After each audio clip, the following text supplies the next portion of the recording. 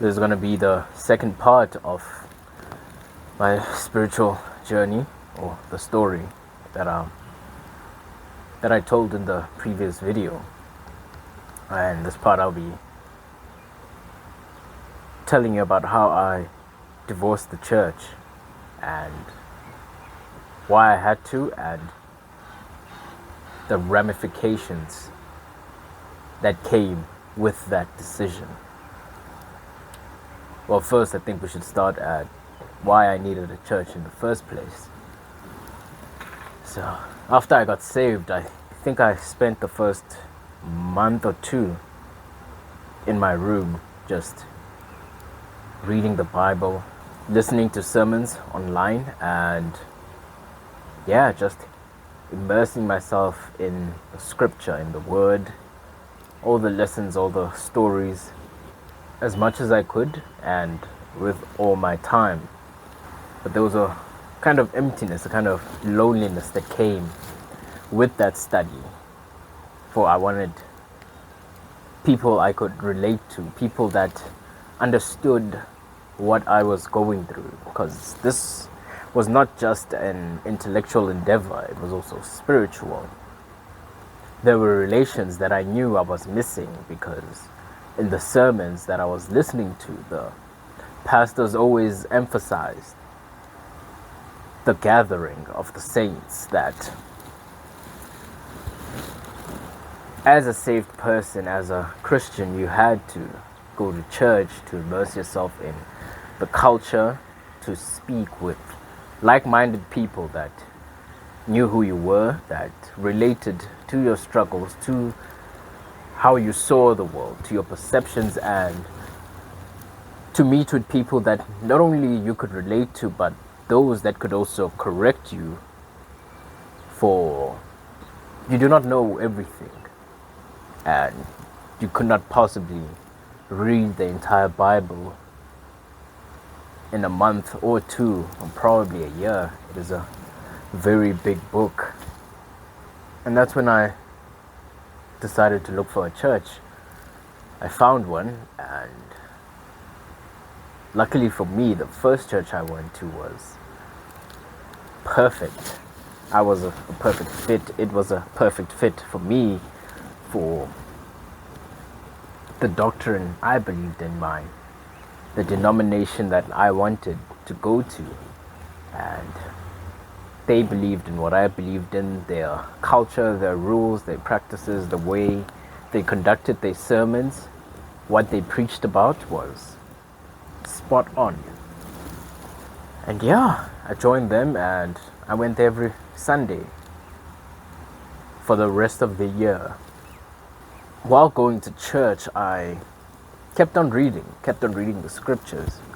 And while reading, I would come across strange things, strange beliefs that I did not know I had. For there were weird things that happened in the Bible, and in a way you could not explain them rationally.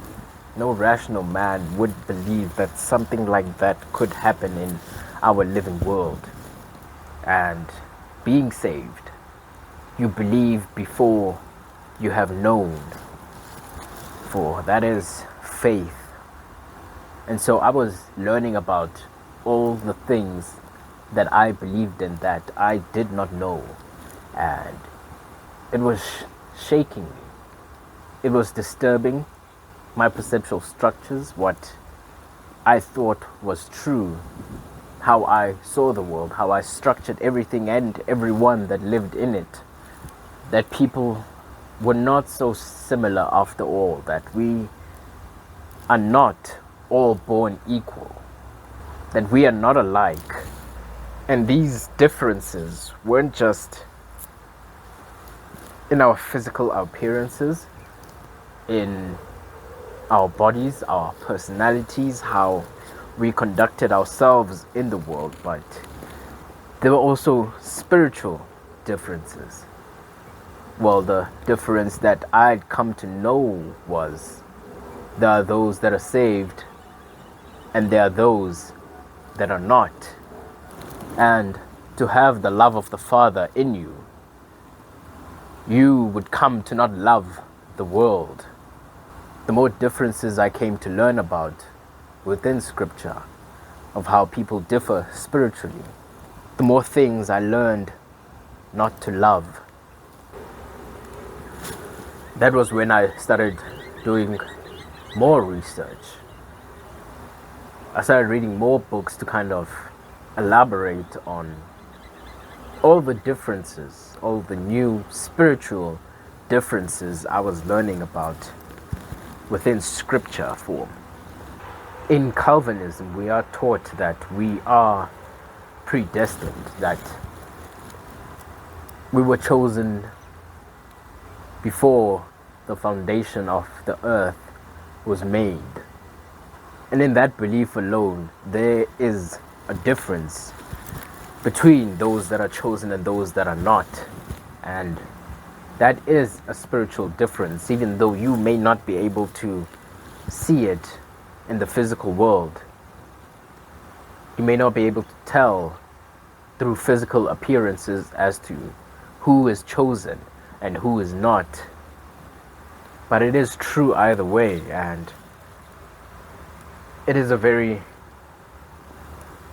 important difference, a fate determining difference. I learned that there were many other differences just like that, that people were separated spiritually into many different categories.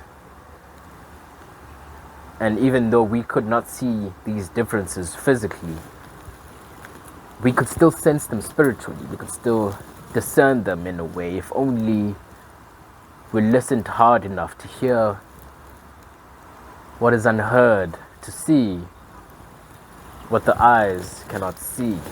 So I looked for other books to kind of explain this phenomena, to elaborate on these differences, and maybe I could learn how to tell the people apart from those that are chosen, those that are not. Maybe those that have been chosen for other things, chosen by other people, other spirits, and probably other gods. The more I learned, the more my beliefs expanded, the more my perception sharpened. In a way, it was strange reading these books because in some parts they went against scripture. For I think that is their nature. They will eventually challenge scripture, as I've said in a previous video. And they challenge it in a way that opens your mind, that expands your vision, and kind of cements your belief in the inerrancy of scripture. Even though their point, their talking points, their theme, and their main purpose is to explore unexplored territories within scripture. Throughout these readings, I still went to church, but within the church, I felt like an imposter. I felt like I didn't belong, like I was not the same as those that were in the congregation. That I was something else, something that I did not know. I was different spiritually. It was kind of like a thought that sat at the back of my mind that I couldn't bring to the forefront, that I couldn't explain or articulate in a very sensible manner. I wanted to be able to articulate this feeling I felt, and I still couldn't explain it from the books that I had read. I still couldn't pinpoint why I felt like this. I did not know who I was, but I wanted to find out. And so I kept reading. I'd also socialize with the people in the church, and I would sometimes ask them about experiences I had had before I had been saved, before I had joined the church with other people, other Christians that I had met along the way while I was still an atheist. I told them about a story of a guy called Mumbo that I'd interacted with a year before. He had approached me while I was walking, and he stopped and asked how I was, told me that he was a Christian and that he had a message for me. In some way during that conversation, he looked at me closely and asked me if I'd lived in his neighborhood before, if he had seen me before, if I knew him, because he felt like he knew me. He told me that there was a young boy that used to live in his neighborhood, and was a young boy that he was very fond of. He said the young boy had passed away, but that I reminded him of him. To him, he was sure that I was him in a way. This was something I found very strange, but I let him continue with what he wanted to say. And he said that while we were sitting on the bench, while I was conversing with my friend, he had had a vision. And in this vision, he had been sent by God to come and tell me that God was listening to my prayers, to my cries, and that he would be here soon, that he would come and answer in due time, that I would have to hold on just a little bit longer. And that was the end of his message. And after he told me that, he bid us farewell and went on his way. This was something that stuck with me, something that I asked the people at the church, that why would God listen to our prayers even though we do not believe in him, even though we deny his existence, we deny his sacrifice for us, that as sinners he still would listen to the prayers, he would still answer, even though we had not known him, that he knew us. Well, I guess that was answered with the predetermination doctrine of Scripture. But I had many more interactions like this, and these interactions actually happened in the church. I'd be walking around, working the room, conversing with the regular members of the church, but also with the new members that had joined or would be passing by on that particular Sunday. And this happened twice, where I would go to speak to some man that would have come to the sermon on that Sunday, and he would look closely at me and ask if he had seen me before, that in some strange way he felt like he knew me, that I was someone that he knew intimately, and they wouldn't know why they knew me or how, but still they'd have this feeling. Some were even sure.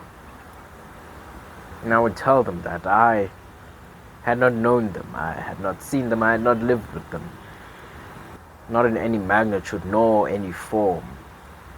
As I continued reading the Bible and also diving deep into my research of all the other differences within the spiritual world, of how people can be different spiritually, I grew to kind of resent the nihilism that came with the red pill, with its doctrine. I felt like it didn't really capture what life was, what the essence of life was. It wasn't fulfilling, it wasn't complete, it wasn't a full life.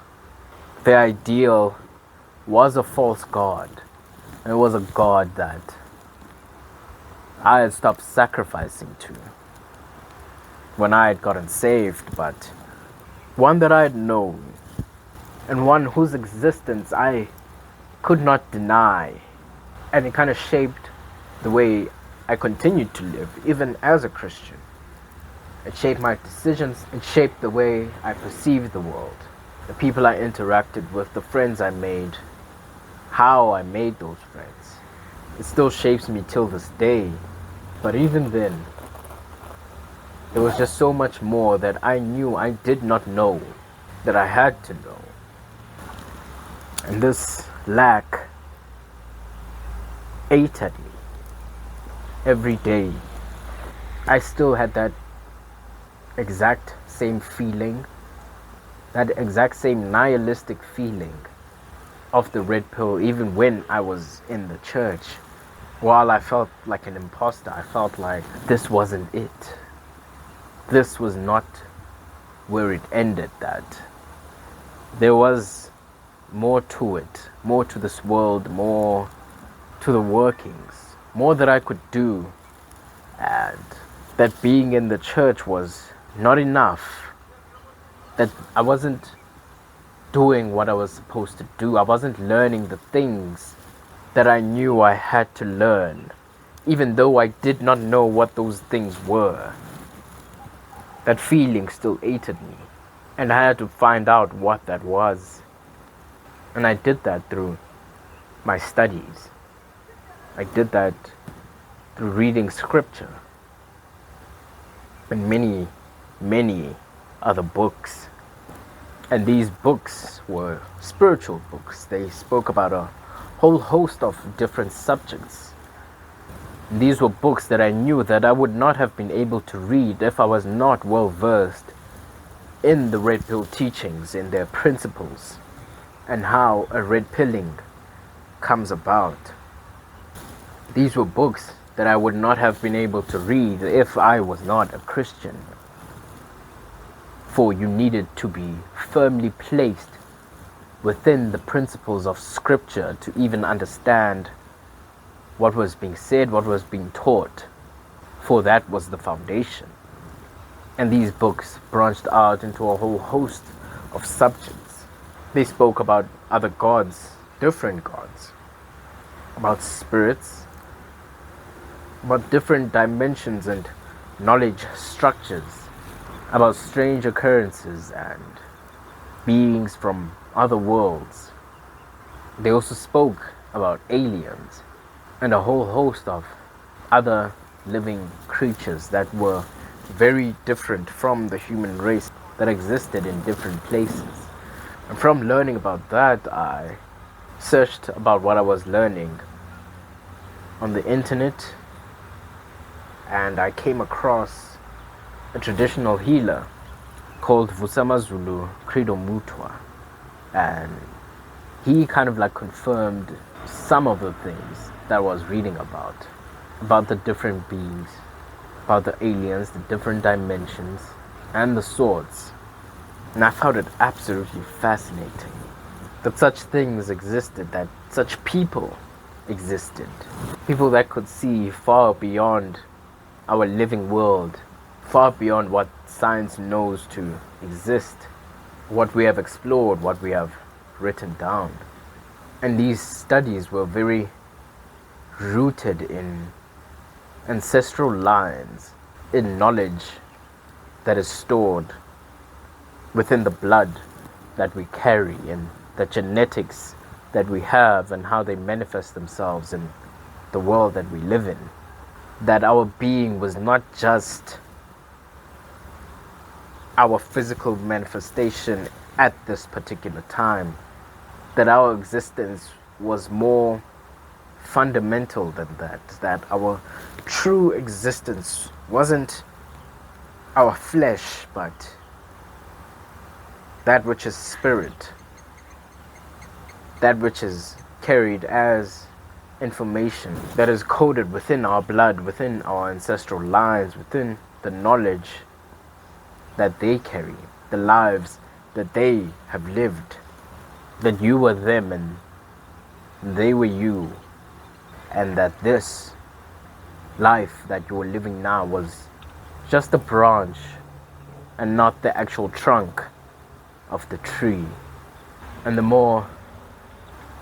as I learned about these things, as I learned about the differences of people within the spirit realm, I came to further know and believe that there was something different.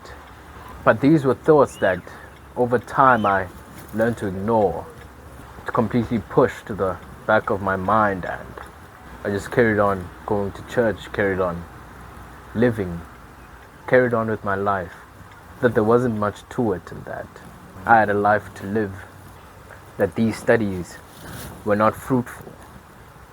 But this dismissing of that part of me was wrong, for, as I told in the video before this, that later on I started having dreams that my ancestors showed themselves, and my initiation started having more dreams, started seeing more things, started initiating.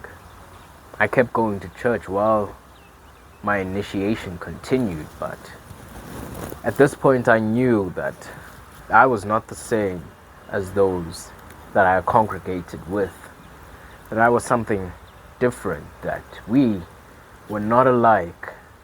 And as time passed, I knew that I had to leave the church, for I had exhausted everything that I could get from it. I had learned everything that they could teach me. Not only that, but I had to become something else. I had to become more of what I was, because who I was in the church was never fully who I was supposed to be, but a destination on the journey, one that I had come, stopped by, learned what I could and would have to leave behind at some time. As my initiation continued, I was shown beads that I would have to wear, beads that I would have to put on my wrists, on my feet, and other places.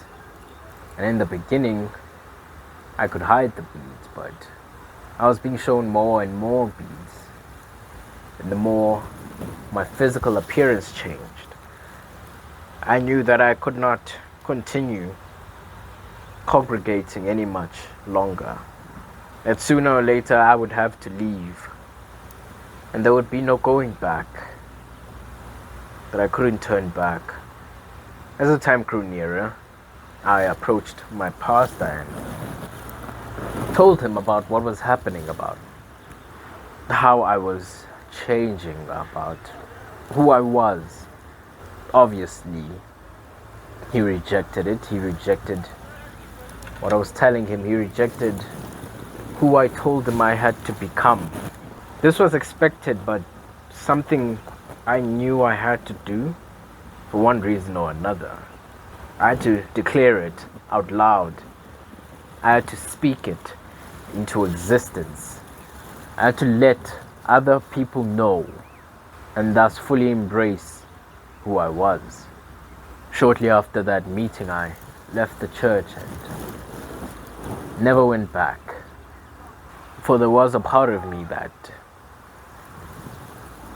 thought that this wasn't right, that I could stay where I was, that I did not have to change, that what I was doing was immoral, was against the book, was against the word. But I also had to ask myself that how much of what I was telling myself was morality was just cowardice. Was I being moral, or was I just being a coward in the decisions that I was making, in my decision not to become who I was? And I knew that staying would be cowardly, at least for me. And whatever consequence, whatever that would befall me for making that decision, that I would face it head on. And I would know that I made the choice willingly, knowingly. I knew that I would not be able to live with myself if I did not leave. After leaving, I learned more about difference. And to know him is a very strange thing, for the more you learn about him, the more naked you are. The more naked you feel, the more naked you become. And that was confirmed when my ancestors told me that I would have to cover my shoulders and my hips every second of the day. Every day. From that point onwards. For I had come to a point where I had known, and even before I had come to that knowledge, there were those in the world that would look at me and they would see that I was one that knew. So even if I denied it, other people knew what I was. I had to embrace me. I had to embrace what I am, what I had become. And that came with a covering, with more clothing. It was kind of strange, feeling naked while wearing clothes. That you would put more clothes above the clothes that you're already wearing to cover a nakedness above the covering of a nakedness. That all I had become was spirit, and that my clothing reflected that. And not only that, but it served as a reminder that I could not become what I once was, that there was no going back, that I could not act as if I was not who I was, as if I did not know when I did. Divorcing the church is a very difficult thing. You are not just leaving the one church that you went to.